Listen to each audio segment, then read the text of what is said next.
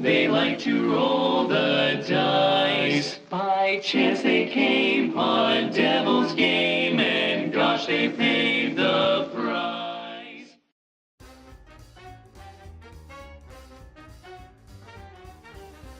As the credits roll on Studio MDHR's home run successful debut, Cuphead, we were relieved and sad all at once. Never had a game pushed us to such insanity and made us so joyful all at the same time. The frustration that mounted as bosses crushed our spirits over and over again paled in comparison to the feeling of finally beating them. The beautiful hand-painted art and outstanding soundtrack are truly what shine in this title above all else. It goes without saying that Cuphead is a once-in-a-generation game that stands in a league of its own. Cuphead was first shown off at E3 in 2015, and for some time it seemed as though we would never see the game come to fruition. But as soon as we got our hands on the game, it was very obvious why development took as long as it did. The game is hands down the most beautiful on the market. The level of detail and craftsmanship that went into creating Cuphead is mind-blowing. Every character and every level was created by hand with unprecedented passion. The 1930s style of animation and design is so well done that it rivals the great cartoons of that era. The graphics and art of Cuphead make it one of, if not the most beautiful video game ever created. The artists do a wonderful job of depicting the simple yet enjoyable story of Cuphead and his companion Mugman as they journey throughout the land killing bosses and completing soul contracts in order to save their own skins from a previous gambling mishap with the devil himself. Along the way, supporting characters such as King Dice, the devil's right-hand man, and Elder Tea Kettle have their moments to shine. While the story itself is not an in-depth tale of heroism, it is enough for the player to feel like there is meaning to what they are trying to accomplish.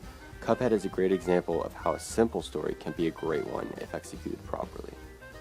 The sound design in Cuphead is as fantastic as the rest of the game, combining well-timed orchestrated music and clever reminiscent sounds to fabricate the feeling of a 1930s cartoon. The music seems to flow with the game itself, never creating a distraction, but instead enhancing the intensity and charm of each and every level.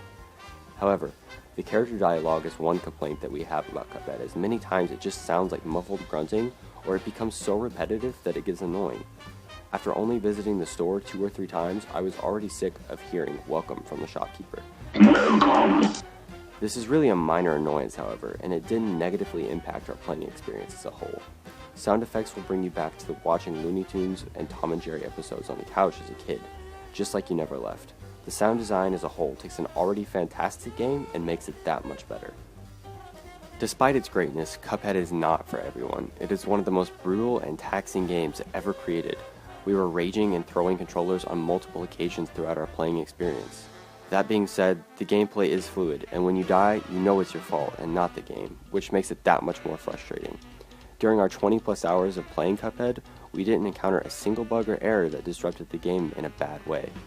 Transitions in-game are seamless, but loading level screens can take an annoying amount of time to end. The game offers 3 different level types, 3 separate islands to explore, and loads of customization. These different levels are spread equally throughout the different islands so that players aren't always playing the same kinds of levels. The one complaint we have about Cuphead is that it gives you the option to play an easier mode.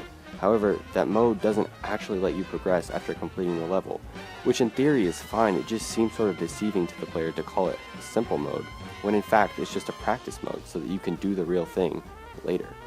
Thus leading us back to our original point that Cuphead isn't for everyone, but it doesn't need to be either.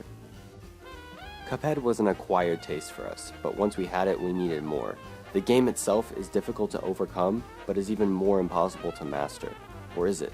This is the question that has kept us coming back to the game over and over again.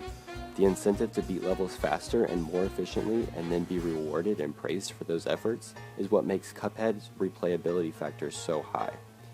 There are also crazy challenges that upon completion reward you with new customization options, like the ability to play in black and white.